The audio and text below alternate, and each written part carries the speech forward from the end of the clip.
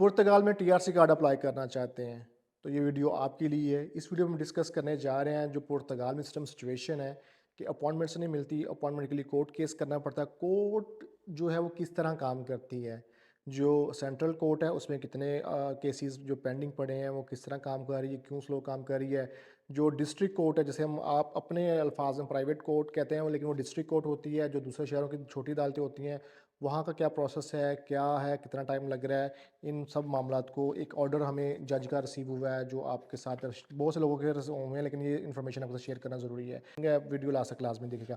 अगर पुर्तगाल में आपको लीगल असिस्टेंस चाहिए, आर्टिकल 92 के लिए नेशनलिटी एप्लीकेशन, कोई भी लीगल प्रोसीजर, सबसे पहले मैं आपको बात बताता हूँ कि हमारी कंसल्टेंसी फर्म नहीं है, मुझसे मिलने की ज़रूरत नहीं है। ऑफिस आएंगे, पुर्तगीज़ वकील बैठते हैं, लॉ फर्म है। और अल्हम्दुलिल्लाह सोशल मीडिया पे सबसे ज़्यादा हमारी सक्सेस स्टोरीज़ हैं, जो क्योंकि हम डायरेक्ट लॉयर्स के पास आके बैठते हैं। जब आप डायरेक्ट लॉयर के पास आके बैठते हैं तो आपके काम भी, मामला भी सॉल्व होते हैं। एक वीडियो बनाऊंगा कि जो एजेंट है वो किस तरह काम करें, वो नेक्स्ट वीडियो बना दूंगा। ज़रा और हम ज़रा टॉपिक से हट जाएंगे तो वीडियो बहुत लंबी हो जाएगी। बात करते हैं पहले हम पुर्तगाल में जो सिचुएशन एक्सप्लेन करते हैं कि इस टाइम पुर्तगाल के अंदर जो इमिग्रेशन के मामला आते हैं वो सारे वाया कोर्ट हो रहे हैं। कोर्ट में केस करना पड़ता है, कोई भी मामला आता है, अपॉइंटमेंट्स हमें कोर्ट से लेनी पड़ रही हैं, क्योंकि इमिग्रेशन ने 2.5-3 साल से अपॉइंटमेंट्स ओपन ही नहीं की जो नॉर्मल वे में अपॉइंटमेंट्स देते थे। लोगों ने कोर्ट केस करना शुरू कर दिया। जो इमिग्रेशन है वो काम नहीं कर रही थी, तो लाखों में बढ़ते बढ़ते केस लाखों में चले गए हैं, जो कि अब 2 लाख प्लस केसेस हो गए हैं कोर्ट के अंदर। और काम करने वाले जज सिर्फ 5 हैं और उनके 5-6 सेक्रेटरीज हैं, बस वही काम कर रहे हैं। तो इसलिए 5 जज कितना काम कर लेंगे। अभी गवर्नमेंट ने अनाउंस किया है कि ये 50 नए जज को हायर करने जा रहे हैं, जो कि पहले 3 महीने के लिए टेम्परेरी उनको हायरिंग होगी। फिर अगर काम ना सॉल्व हुआ, प्रॉब्लम ना उनकी सॉल्व हुई अदालत की, तो फिर उनको फिर 3 महीने के लिए एक्सटेंड किया जाएगा। तो ये एक ड्रामा 2.5 साल से चल रहा है, वो हम देख रहे हैं और सुन रहे हैं। अब उसके बाद जो नया लॉ बना दिया, पहले ये लॉ था कि आप सेंट्रल कोर्ट के अंदर ही केस डाल सकते हो, जो स्पेशल कोर्ट बनाई गई थी इमिग्रेंट्स के लिए। रश बढ़ने की वजह से जब इन्होंने लास्ट ईयर जब 2025 में लॉ चेंज किया, तो उसके अंदर एक लॉ के ये भी चेंज कर दिया कि हम अब प्राइवेट कोर्ट यानी कि डिस्ट्रिक्ट कोर्ट, दूसरे शहरों की अदालतों में भी केस लगा सकते हैं, उसकी फ़ीस पे करके। एक्स्ट्रा फ़ीस होती है, वो पे करके हम जो कि 612 यूरो फ़ीस है, जो आप पे करके दूसरे शहर की अदालत में केस लगा सकते हैं।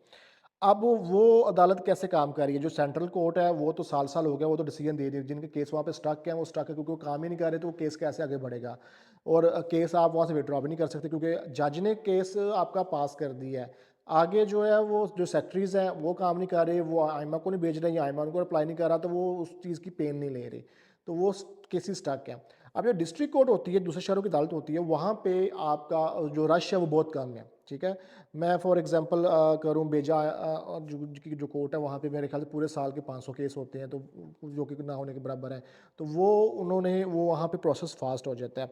अब ये मैं आपको बताता हूँ कि पहले क्या सीन था। पहले जब कोर्ट में जो ये थी डिस्ट्रिक्ट कोर्ट थी, वहाँ पे केस लगा रहे थे, तो 8-8 10-10 दिन के अंदर, 20 दिन, मैक्सिमम 40-45 दिन के अंदर अपॉइंटमेंट्स अभी भी आ रही हैं। लेकिन डिपेंड करता है किस जज के किस शहर में है, वो कितना फास्ट काम कर रहा है। अब कई लोग कहते हैं जी आपने कहा था 45 दिन में, अब हमारी 2 महीने में आई है, तो भाई वो हर जज का अपना एक काम करने का तरीका होता है। कहाँ पे आपकी फाइल है, कहाँ पे किस सिटी में है, उस हिसाब से चलता है। तो अब कई केसेस के ऊपर आइमा ने रिप्लाई करना शुरू कर दिया है। आइमा रिप्लाई क्या कह रहा है कोर्ट के अंदर, क्योंकि कोर्ट ने 19 वर्किंग डेज के अंदर आपको कोर्ट में केस क्लोज करना होता है अदालत ने। अब आइमा रिप्लाई कर रहा है कोर्ट को कि हमारे पास अपॉइंटमेंट्स अवेलेबल नहीं है। जिस तरह अपॉइंटमेंट अवेलेबल होगी, हम एप्लीकेंट को अपॉइंटमेंट भेज देंगे। अब इसका एक टाइम फ्रेम होता है। नॉर्मली होता है जो जज ने नोटिफाई किया होता है, या तो 12 दिन का टाइम होता है या 22 दिन का टाइम होता है, या मेरे ख्याल से 40 या 45 डेज़ का टाइम होता है। वो जज ने कोर्ट के ऊपर डिपेंड करता है, कोर्ट कितने टाइम के लिए नोटिफाई करती है आइमा को।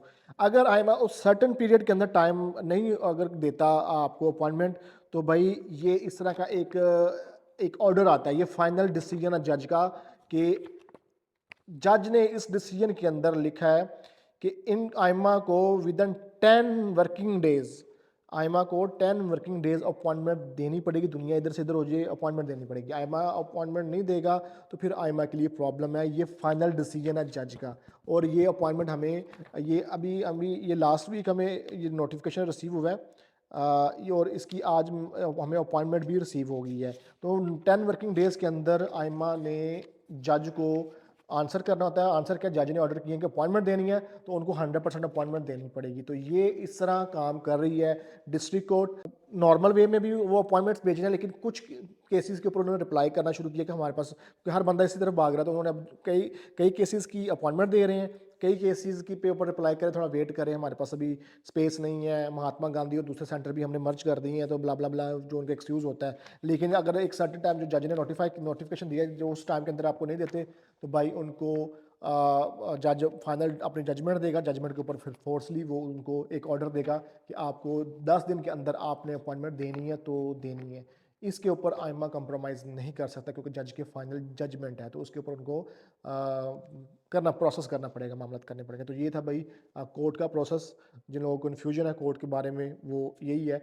कोर्ट, प्राइवेट कोर्ट में जाएँ, डिस्ट्रिक्ट कोर्ट जिसे कहते हैं, डिस्ट्रिक्ट कोर्ट एक ऑप्शन है आपके लिए। बाकी जो सेंट्रल कोर्ट में जो वकील आपके केस डाल रहे हैं सेंट्रल कोर्ट में, भाई वो आप भूल जाएं, साल डेढ़ डेढ़ साल हो गया लोगों के हमारे भी कुछ क्लाइंट्स के साल हो गया नहीं के, लेकिन हम उनको विड्रॉ नहीं कर सकते, क्योंकि वो केस अब फाइनल स्टेज पे है। जब आपका केस फाइनल स्टेज पे होता है तो आप बाय लॉ उसको विड्रॉ नहीं कर सकते, जज आपको पनिशमेंट भी दे सकता है। अब कई अफलातून यहाँ पे जिनको पता ही कोई नहीं है, लॉ का जो देसी वकील बने बैठे होते हैं, इनको पता ही नहीं है, ये आपका डाली जाओ कोर्ट केस को, उसका भाई एक केस आपका लगा हुआ है, जब तक वो नहीं उसका फैसला आप दूसरा नहीं लगा सकते, मामला नहीं कर सकते। तो ये कुछ लीगल चीज़ें होती हैं, उसको आपको फॉलो करना पड़ता है। अगर आप नहीं फॉलो करते तो आपकी लाइफ डिस्ट्रॉय होगी, उस एजेंट का कुछ नहीं जाएगा। जज क्योंकि केस आपका, आपको पनिशमेंट देगा, आपको फाइन भी कर सकता है, आपको सजा भी दे सकता है। तो इसलिए आपने जो है चीज़ें सोच समझ के और डिसीजन लेने हैं। इन ऐसे एजेंटों के हाथ नहीं चढ़ना जिनको खुद पता नहीं है और आपको गलत डिसीजन आप ले लें उनके कहने पे, और बाद में आपके लिए प्रॉब्लम बन जाए। तो ये थी वीडियो जी, आपको इन्फॉर्मेशन शेयर कर रही थी। आप उम्मीद करता हूँ कि आपको सारे डाउट्स क्लियर हो गए होंगे। मिलते हैं नेक्स्ट वीडियो में एक नई इन्फॉर्मेशन, नए टॉपिक के साथ। आप बहुत सारा ख्याल रखिएगा। अल्लाह हाफिज़।